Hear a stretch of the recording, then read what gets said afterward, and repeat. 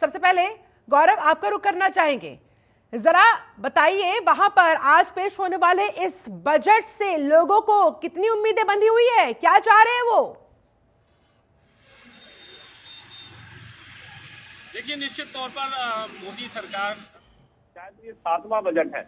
निर्मला सीतारमण जब आज 11 बजे ये बजट पेश करेंगी तो निश्चित तौर पर देश के युवाओं को, किसानों को, महिलाओं को, सभी को खासी उम्मीद है। हालांकि शिल्पा, बड़ी बात यह है कि अब तक 6 बार जो बजट पेश किया है, एक बार भी ऐसा कोई बजट निर्मला सीतारमण का नहीं रहा जो बहुत लोक लुभावना रहा हो या बहुत आकर्षित करने वाला रहा हो। बड़ी बात यह भी है कि 3 राज्यों में चुनाव भी है, तो ऐसे में अब ये देखना होगा कि लोगों को क्या उम्मीद है। सबसे ज्यादा उम्मीद लोगों को टैक्स स्लैब में बदलाव को लेकर रहती है। क्या लग रहा है आज जो बजट पेश हो रहा है उससे कुछ टैक्स स्लैब में बदलाव होने की उम्मीद है आपको? सर उम्मीद है 1 लाख को छूट मिले। स्वास्थ्य में ध्यान ज़्यादा जाना चाहिए वैसे, और एजुकेशन में भी होना चाहिए। बेरोजगारी काफ़ी है, इसको भी आज पर उम्मीद है होने का। और युवाओं, महिलाओं, किसानों के साथ साथ इंफ्रास्ट्रक्चर पर भी सरकार का खासा जोर रहता है। हाँ सर, बिजली, सड़क, पानी जैसी सुविधाएं हों, पुल हों। अब सर इसमें भी इस बार उम्मीद है कि अच्छा होना चाहिए, है ना। बाकी बेरोजगारी तो काफ़ी है, उसमें भी लग रहा है इस बार शासन का ध्यान जाएगा उस पर।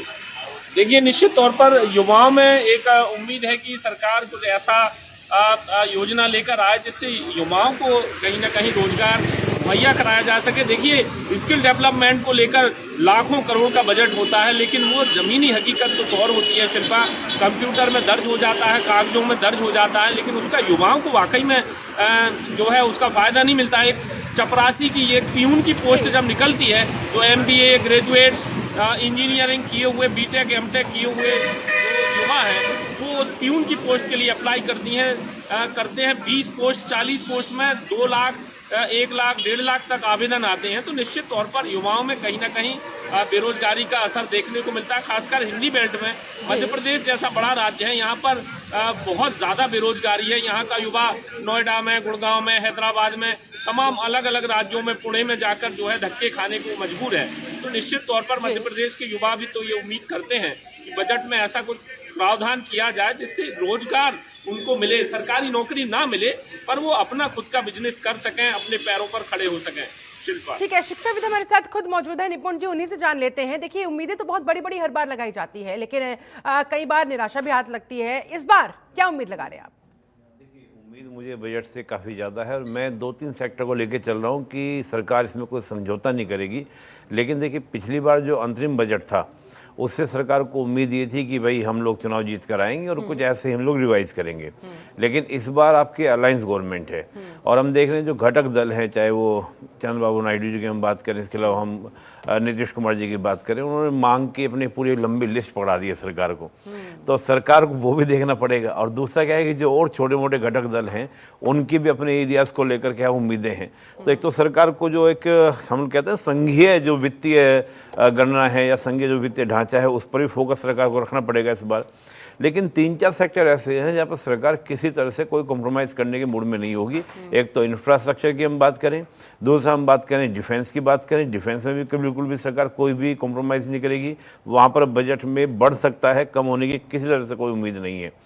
फिर एजुकेशन को लेकर भी जिस प्रकार का जो रहा पूरा चुनाव में प्रदर्शन रहा, और हम देखें आने वाले समय में जो हम बात करें कि भाई अब चुनाव भी होने वाले हैं और खासतौर पर आप देखें चाहे ये जरा सीधी तस्वीरें भी दर्शकों को दिखा देते हैं।